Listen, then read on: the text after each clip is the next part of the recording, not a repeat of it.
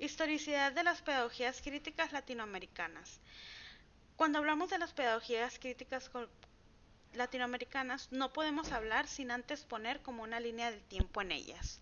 Y para poder hablar de estas se le llama como el movimiento de un topo, o sea que empiezan desde lo que es el debate público en todas estas palabras y conversaciones de lo que todo el mundo conoce de una manera muy amplia, profunda y con mucha crítica, y después empieza a hundirse, a ser invisible y a caer en lo íntimo de las experiencias y el trabajo cotidiano. Vamos a hablar de 5 grandes troncos históricos para saber sobre la crítica latinoamericana a la pedagogía. Estamos hablando en un primer tronco sobre los pensadores de la independencia. Sobre los escritos de Simón Rodríguez y con la creación de una educación que nos haga americanos y no europeos. Estamos hablando de descolonizarnos, no solamente como personas, sino también la educación. Estamos hablando de ser creadores y no repetidores, también a liberarnos de los mercaderes y clérigos que venían desde Europa. Y vamos a hacer y comenzar a desarrollar un trabajo creativo y propio. En un segundo momento vamos a hablar de la primera mitad del siglo XX, que viene siendo la primera mitad del siglo XX. Estamos hablando de la creación de las universidades en Perú, en Salvador y en México. Y en este crean un proceso educativo y con requerimientos de los trabajadores que contribuyan a procesos de concientización, para que de esta manera pudieran existir las organizaciones sindicales y culturales creadas por el movimiento obrero. Como tercer tronco vemos lo que es el trabajo de las comunidades, que es exactamente a la mitad del siglo XX. Y estamos hablando de las comunidades aymaras y quechuas, sobre todo situados en experiencia de la escuela de Ayilú.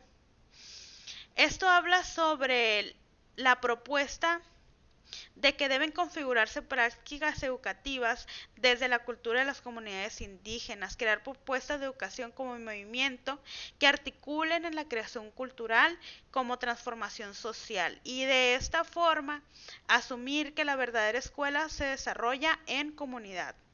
Después vemos un cuarto tronco en el cual viene entrando en la década de los 50 para construir escuelas, pero la escuela popular viene impulsado por José María Velas y Movimiento de Fe y Alegría en Colombia.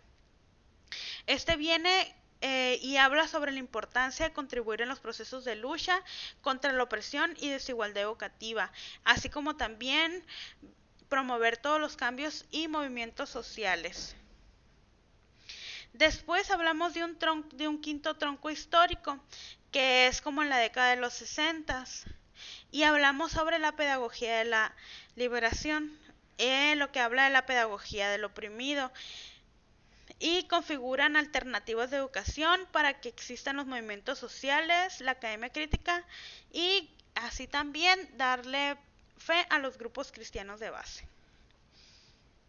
Vamos a hablar después sobre las propuestas cronológicas para historizar las pedagogías contrahegemónicas latinoamericanas.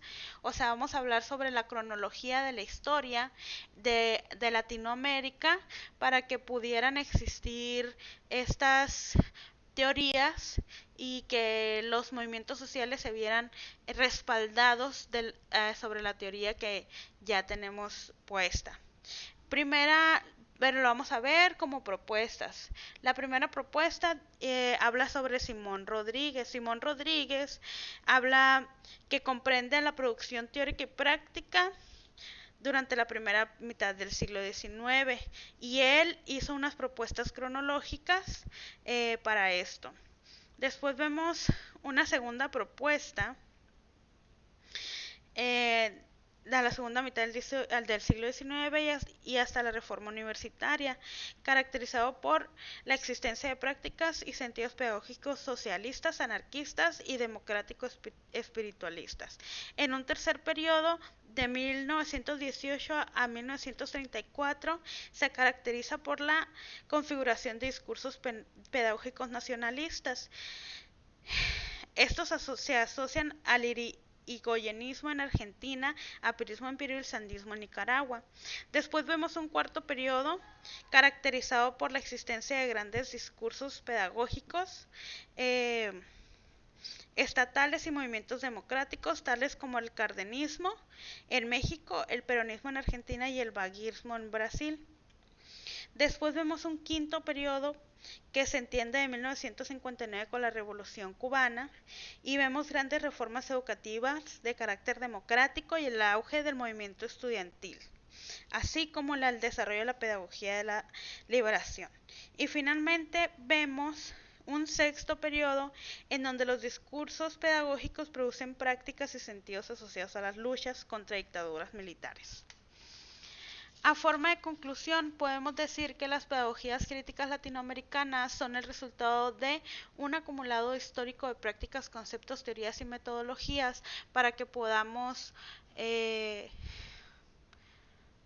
quitarnos de lo que es el eurocentrismo y poder de esa manera educar desde las prácticas latinoamericanas que tenemos como teoría y base.